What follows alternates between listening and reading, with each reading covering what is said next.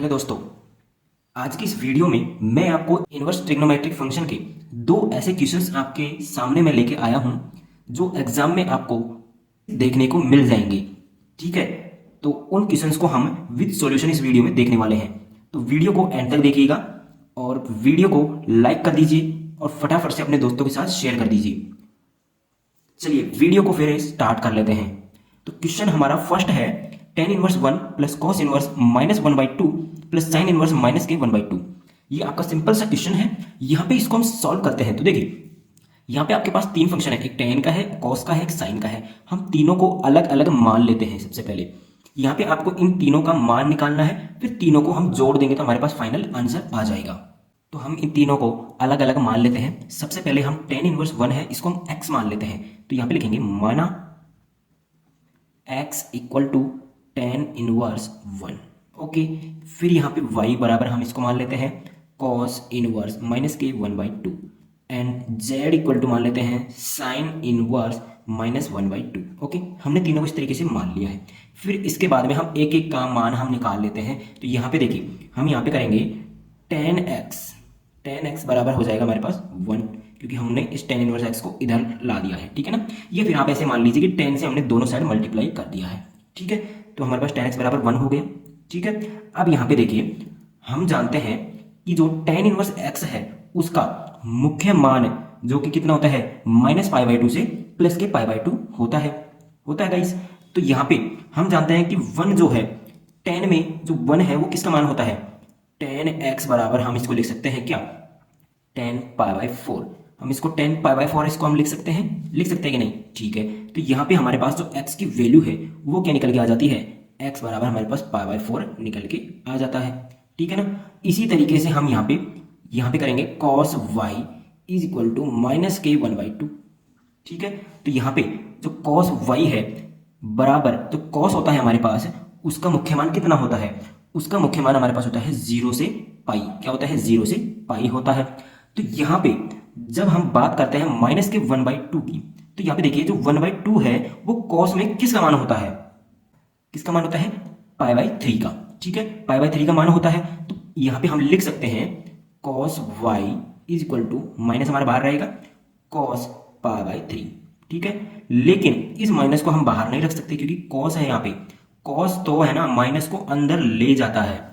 तो क्या करता है cos y बराबर हो जाएगा cos -k π/3 नहीं करेंगे हम यहाँ पे करेंगे π-π/3। आपने इनवर्स ट्रिग्नोमेट्रिक के फॉर्मूले अगर नहीं देखे हैं तो मैंने वीडियो बनाई हुई है, वहां से जाके आप देख लीजिएगा। ठीक है, तो यहाँ पे हो जाएगा π-π/3।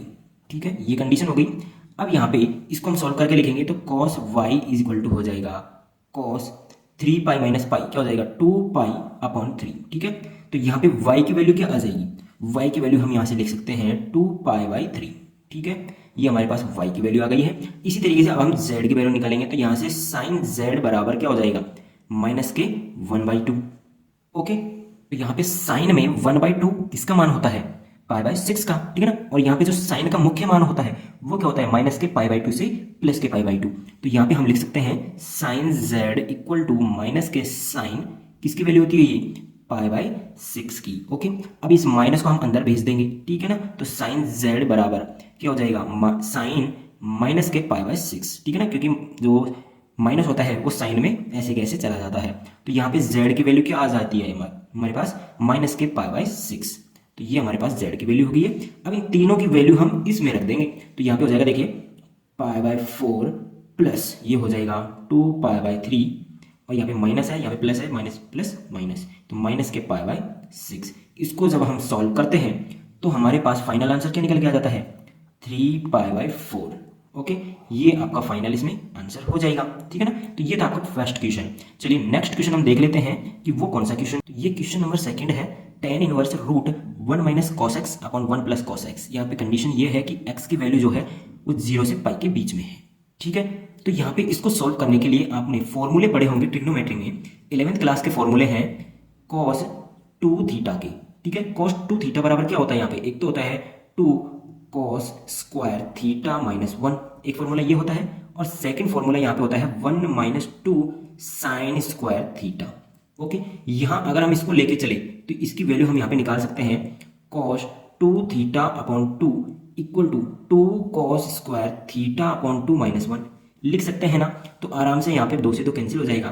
तो यहाँ पे इसको हम जब पक्षांतर करेंगे तो इसका फॉर्मूला यहाँ से निकल के आएगा 2 कॉस स्क्वायर थीटा अपॉन 2 बराबर ये हो जाएगा हमारे पास 1 प्लस कॉस थीटा। ओके, तो ये हमारे पास नीचे जो वैल्यू है वो उसका मान यहाँ पे निकल के आ गया।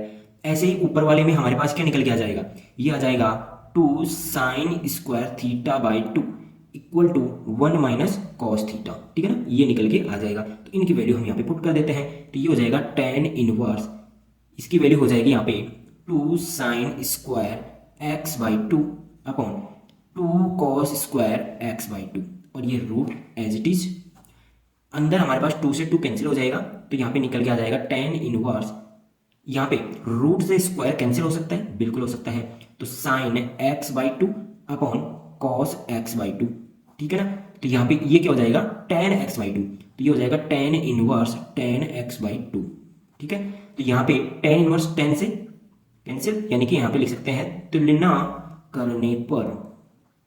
तो यहाँ पे मान क्या जाएगा हमारे पास x बाई 2, ये हमारा फाइनल आंसर यहाँ पे हो जाएगा। ठीक है, तो ये थे 2 क्वेश्चन, बहुत ही इंपॉर्टेंट क्वेश्चन है, एग्जाम में आने के 100% चांस है। तो इनको आप अच्छे से क्लियर करके ही चलिएगा। ठीक है, चलिए मिलते हैं नेक्स्ट वीडियो में। Thank you.